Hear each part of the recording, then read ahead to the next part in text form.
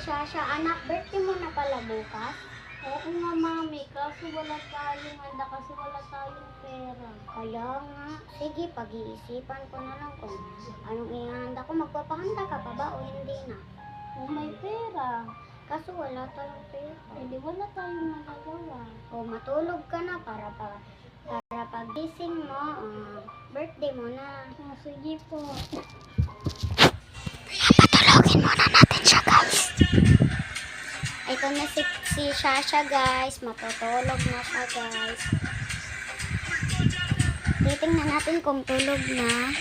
Mamaya pa, guys. Mamaya pa para ihanda natin yung surprise na, guys. Yung regalo kong papalas sa kanya is mga damit, guys. Na brand new, mga Shein. Tulog na yata to, guys. So, kukunin na natin, guys. Ito pala yun, guys. Ito yung surprise ko sa kanya, guys. Teka lang, guys.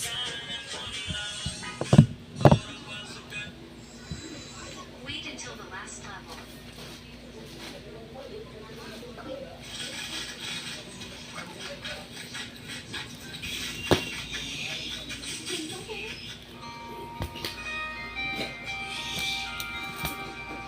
Saan ba natin ito isusin?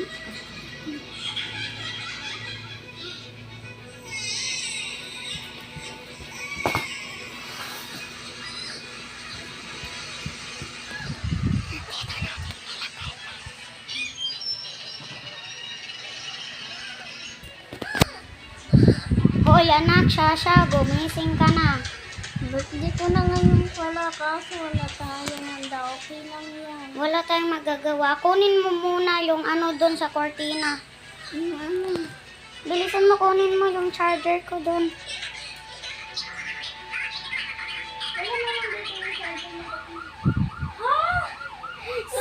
Surprise! Akala ko ba wala tayong pera? Bakit ang daming Shein? Mga Siyempre, brand new. hindi naman ako papayag na wala kang surprise. Thank you, Mami. Welcome! So, yan na, guys, yung regalo ko sa kanya. Happy na naman ang babata. Okay, guys. Bye-bye!